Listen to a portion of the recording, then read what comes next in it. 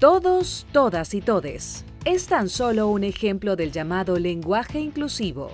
En esta edición de Efecto Naim, investigamos qué tanta acogida está teniendo esta controversial modalidad del lenguaje entre los políticos y los ciudadanos de a pie en América Latina. Además, el experto en ciberseguridad, Max Schmitz, nos revela cómo las Fuerzas Armadas del mundo están operando en el ciberespacio. Y le contamos qué ganadores del prestigioso Premio Nobel se contagiaron con la llamada Nobelitis y terminaron promoviendo ideas erróneas, ofensivas o descabelladas. Esto y más a continuación.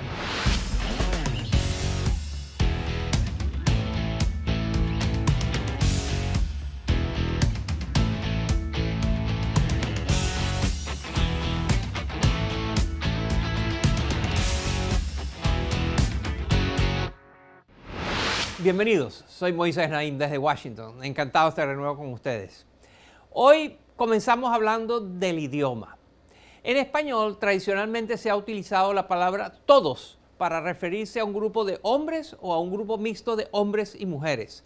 La palabra todas, en cambio, se utiliza para referirse solamente a un grupo de mujeres. Y recientemente se está escuchando mucho la palabra todes. Este término forma parte de lo que se conoce como lenguaje inclusivo.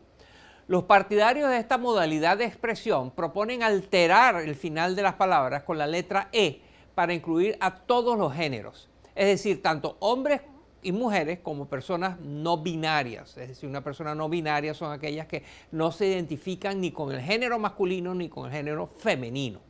Este controversial movimiento está siendo impulsado por una minoría, especialmente entre las generaciones más jóvenes, y ha desatado intensos debates a lo largo de América Latina y otros países. Los lingüistas, los académicos, los activistas, la Real Academia Española de la Lengua y las Naciones Unidas están participando en esta discusión activamente.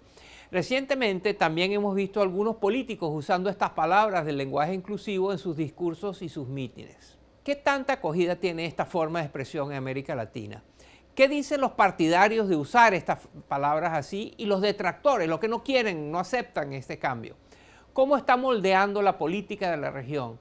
Y adoptar estas nuevas prácticas, estas nuevas formas de hablar, logra realmente promover la igualdad, luchar contra la marginalización, la discriminación, disminuir los prejuicios de género. ¿Es esta la solución para estos problemas? A continuación exploramos el uso, desuso y abuso del lenguaje inclusivo en América Latina. Miren. La violencia, la exclusión. En un acto de campaña en abril de 2022, la entonces candidata a la vicepresidencia colombiana, Francia Márquez, dijo lo siguiente. Saludo a los mayores, mayoras, que están acá, campesinos, campesinas. En lugar de utilizar mayores o campesinos como términos que abarcan a las mujeres y a los hombres, Márquez emplea una de las formas del llamado lenguaje inclusivo. Esto le ha generado tanto aplausos como fuertes críticas. Pero no está sola. Desde la superestrella J.Lo hasta el reconocido atleta Lionel Messi, son muchos los que están optando por usar el lenguaje inclusivo, que tiene varias modalidades. Una opción funciona únicamente al escribir. Se pueden sustituir las letras A u O al final de las palabras con el símbolo de arroba o con la X. Otra es conocida como el tercer género, que busca terminar las palabras usando la vocal E. Así, ellos o ellas se convierten en ellas. Entre los hispanohablantes, el lenguaje inclusivo ha ido adquiriendo mayor visibilidad desde 2018, cuando se comenzó a utilizar en la discusión sobre la legalización del aborto en Argentina. Son especialmente los jóvenes y miembros de la comunidad LGBTQ+, quienes defienden esta nueva forma de hablar. Karina Galperín, profesora de la Universidad Torcuato Di Tella en Buenos Aires, nos explica. Hay básicamente tres argumentos. Uno que es el argumento de la visibilización o la inclusión de mujeres que ahora están en la esfera pública en una cantidad que hace muy poco no estaban. Está el argumento a favor de nombrar las identidades sexuales de una manera más respetuosa. Y tercero, está el argumento de que esta tercera forma le está dando al lenguaje una herramienta de precisión respecto del género que tiene que ver con una realidad que ha cambiado en su constitución. Los datos respaldan este cambio de realidad. En España, por ejemplo, 1 de cada 4 jóvenes menores de 30 años no se identifica al 100% ni como hombre ni como mujer. Estas transformaciones también han generado grandes divisiones sociales que políticos tanto de izquierda como de derecha buscan exacerbar. Y el debate alrededor del lenguaje inclusivo se ha convertido en una de las más recientes batallas de esta guerra entre dos polos. En Brasil, por ejemplo, en una transmisión en vivo por Facebook, el presidente Jair Bolsonaro alegó que el lenguaje inclusivo pertenecía a los homosexuales y que hacía daño a los niños. Expertos han señalado que esta es una estrategia deliberada para apelar a los sectores más conservadores de la población y no se limita a declaraciones incendiarias. En el gigante latinoamericano se han escrito al menos 34 proyectos de ley que buscan restringir el uso del lenguaje inclusivo por considerar que interrumpe con el proceso de comunicación o que la imbuye de ideologías progresistas. Por su parte, el gobierno de Alberto Fernández en Argentina aprobó una ley de equidad de género para los medios de comunicación que incluye la promoción del lenguaje inclusivo. Sin embargo, según un estudio realizado por el Instituto de Ciencias Sociales de la Universidad Argentina de la Empresa, solo el 8% de la población argentina utiliza esta forma de hablar con frecuencia. Hablamos con Maite Rico, subdirectora del diario El Mundo en España. El lenguaje es algo vivo que evoluciona y tiende a la economía. Entonces, justamente por eso, la gente normal no habla diciendo los niños y las niñas. Eso es más propio de los políticos. ¿Por qué? Porque en una conversación normal se intentan utilizar las menos palabras y hacer economía del lenguaje. Ya en 2012, la Real Academia Española criticaba la Constitución venezolana de 1999 por incluir artículos como el 41, en el que se escriben en masculino y femenino una decena de cargos. El organismo asegura que estas fórmulas recargan el lenguaje hasta hacerlo impracticable. Siguiendo esta lógica, países como Francia y la ciudad de Buenos Aires han prohibido el lenguaje inclusivo en las aulas. Entes como las Naciones Unidas aseguran más bien que esta forma de hablar es sumamente importante para combatir los prejuicios de género y visibilizar a las minorías. Otros abogan porque se utilice según la situación. Quiero decir, yo me fijo muy bien cuál es mi audiencia y quiénes están enfrente y lo utilizo si creo que eso ayuda a la comunicación o si creo que eso no dificulta la comunicación. Pero ¿puede el lenguaje en sí mismo ser machista, racista, injusto? ¿O son esas las características de algunos hablantes? ¿Se deberían destinar esfuerzos a regular o modificar el lenguaje cuando sigue rampante la violencia contra las mujeres o la comunidad LGBTQ? Para estas preguntas no hay respuestas sencillas. El lenguaje inclusivo sin duda seguirá despertando fuertes debates, pero no hay que dejar que distracciones como estas saquen del foco máximo de atención a las muy reales, muy concretas luchas que hay que sostener en aras de la igualdad. Al regresar a la pausa cambiamos de tema. Vamos a hablar de los mayores peligros de ciberseguridad para el mundo de hoy. No se vayan.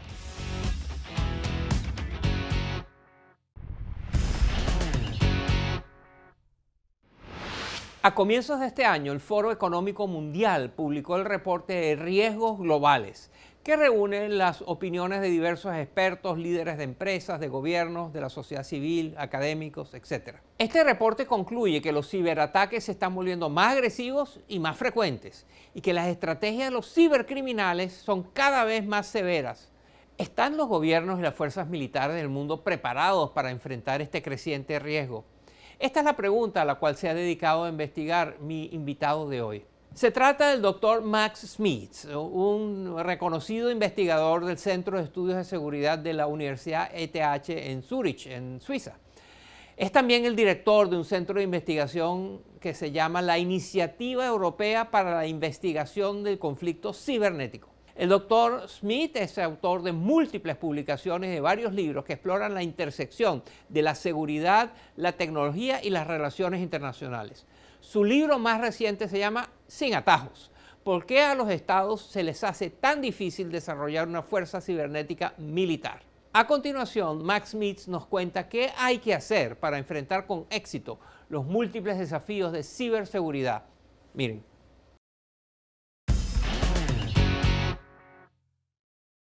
Doctor Max Smith, es un placer tenerlo en el programa. Gracias por aceptar nuestra invitación. It's a pleasure to be invited. Thank you. ¿Qué son las operaciones cibernéticas? Las operaciones cibernéticas son actividades que se llevan a cabo para ganar acceso a un sistema computarizado o a una red de computadoras sin autorización. Podemos dividir las operaciones cibernéticas en dos categorías. La primera es lo que normalmente consideraríamos espionaje, es decir, recolectar información sobre tu objetivo. En la segunda categoría están las llamadas operaciones de efectos, que buscan la disrupción, la negación, la degradación o la destrucción. Mientras que el espionaje suele ser el ámbito de las agencias de inteligencia, las operaciones de efectos tienden a caer en las manos de los militares. Entonces existen comandos dedicados a llevar a cabo operaciones cibernéticas para las fuerzas militares. Y lo que es fascinante es que, aunque hemos visto a más de 40 países establecer estos cibercomandos, muy pocos de ellos están siendo muy activos. Hace un tiempo, el exsecretario de Defensa de los Estados Unidos, Leon Panetta, dijo que tarde o temprano Estados Unidos se enfrentaría a un ataque cibernético de una magnitud gigantesca, un ataque parecido en tamaño y en consecuencias a Pearl Harbor durante la Segunda Guerra Mundial. Lo llamó un Pearl Harbor cibernético. Eso no ha pasado, afortunadamente. Pero es que además usted en su libro se muestra escéptico ante la posibilidad de que eso ocurra. ¿No es así? Eso es correcto y se debe a dos razones diferentes. La primera es que hoy día no estamos viendo el tipo de acciones que contribuirían a un Pearl Harbor cibernético. En su lugar estamos viendo, por ejemplo, a países continuamente robar cantidades variadas de datos de sus adversarios. La segunda razón tiene que ver con lo que es el enfoque de mi libro. Y es el hecho de que para lanzar un ataque de esa magnitud hacen falta muchos recursos. A menudo hace falta muchísima información sobre cómo, por ejemplo, están organizadas ciertas redes eléctricas. Y hace falta ensayar una y otra vez para asegurarte de que tu código funciona lo suficientemente bien para conseguir lanzar con éxito una operación de ese nivel. No es que sea imposible cumplir con esos requisitos, pero no es algo a lo que la mayoría de los países en este mundo tienen acceso. En el libro usted identifica 4 tipos de actores cibernéticos. Háblenos de esas categorías y denos ejemplos de los países que cuadran, que encajan en cada una de estas categorías.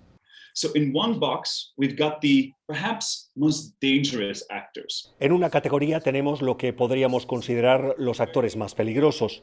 Son aquellos que parecieran tener ninguna o muy pocas restricciones y que también tienen muchos recursos. Un ejemplo es Rusia, que a lo largo del tiempo ha demostrado no darle mucha importancia a los daños colaterales.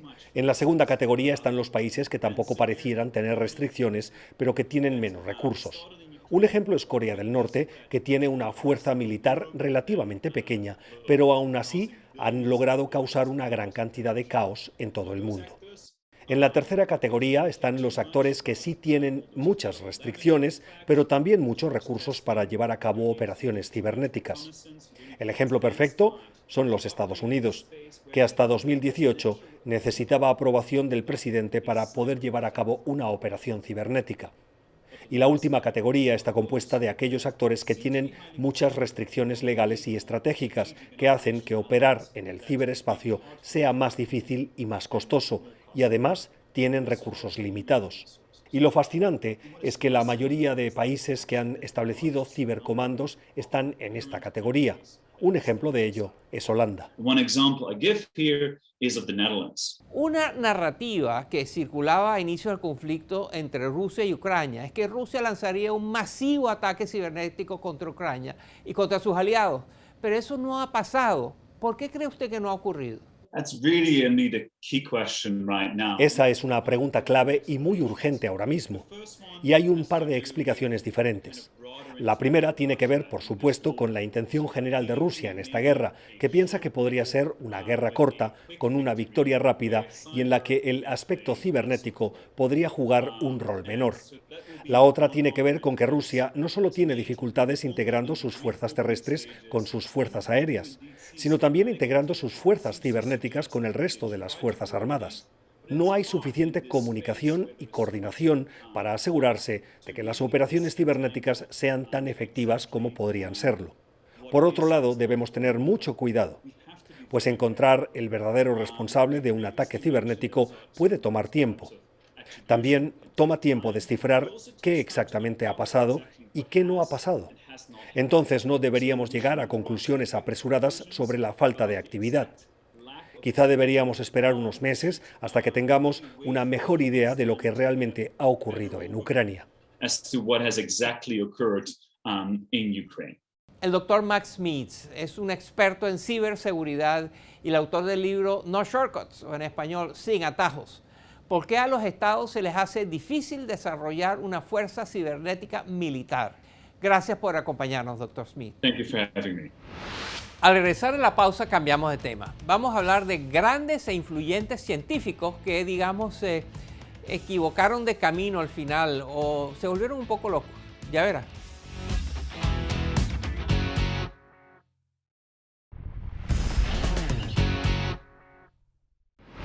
¿Usted ha oído hablar de la Nobelitis y de la enfermedad del Nobel? Este término describe un curioso fenómeno entre algunos ganadores del premio Nobel que han terminado aceptando y hasta promoviendo ideas erróneas, ofensivas, pseudocientíficas o locas, descabelladas. Esto por lo general ocurre en las etapas más avanzadas de la vida de los galardonados. No hay evidencia de que los ganadores de este premio sean más propensos a dejarse seducir por la anticiencia cuando llegan a la tercera edad. Pero los casos de Nobelitis son verdaderamente sorprendentes por el prestigio y el importante legado de los afligidos.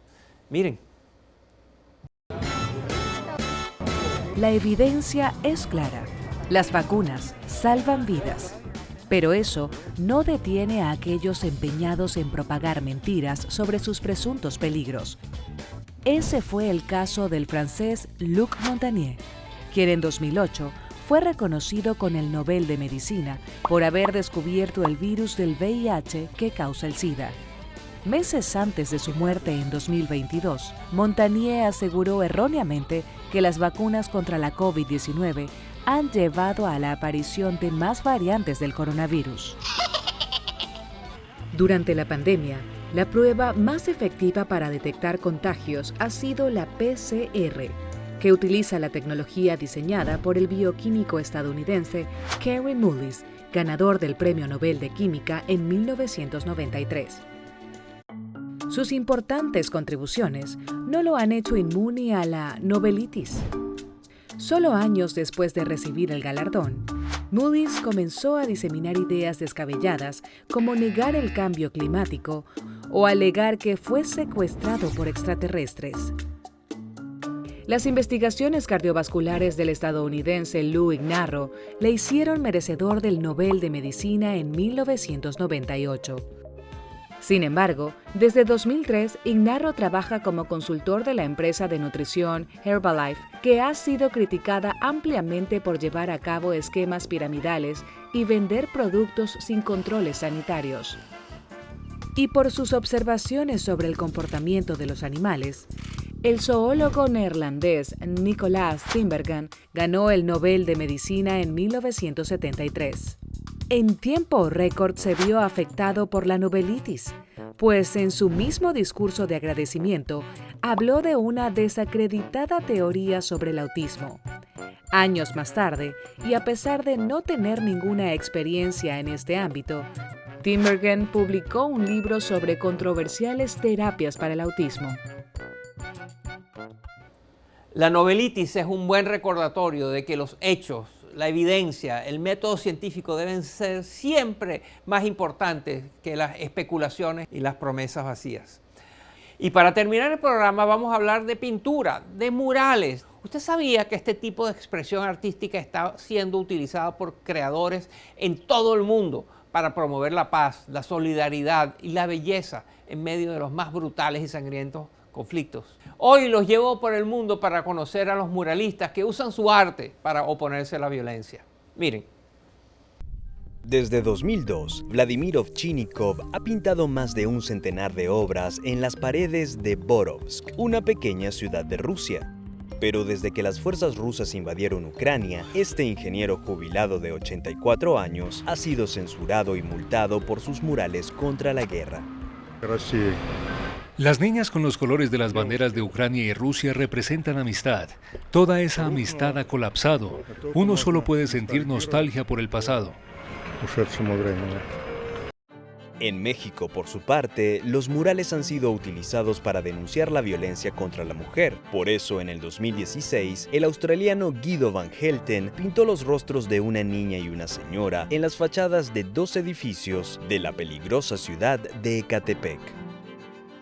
Desde 2018, el municipio colombiano San Carlos es sede del Encuentro Internacional de Muralismo por la Paz. Hoy, exhibe a cielo abierto más de 140 obras de arte en los mismos muros que antes fueron testigos del conflicto entre los paramilitares y los guerrilleros. Y por solicitud de la alcaldía de Bagdad, la artista Wijdan Al-Majed ha pintado más de 15 murales en la ciudad iraquí. La idea era traer belleza a la ciudad para deshacernos del gris en las calles que se ha acumulado durante los últimos 40 años de devastación y destrucción. Al-Majed asegura querer revivir la rica cultura artística del país, que había quedado olvidada por la guerra y la inestable situación política. El arte ayuda a sanar, inspira y nutre al alma hasta en las situaciones más destructivas. Y hasta aquí el programa de hoy. Muchas gracias por acompañarnos. Espero que lo hayan disfrutado y que se hayan divertido. Hasta la semana próxima.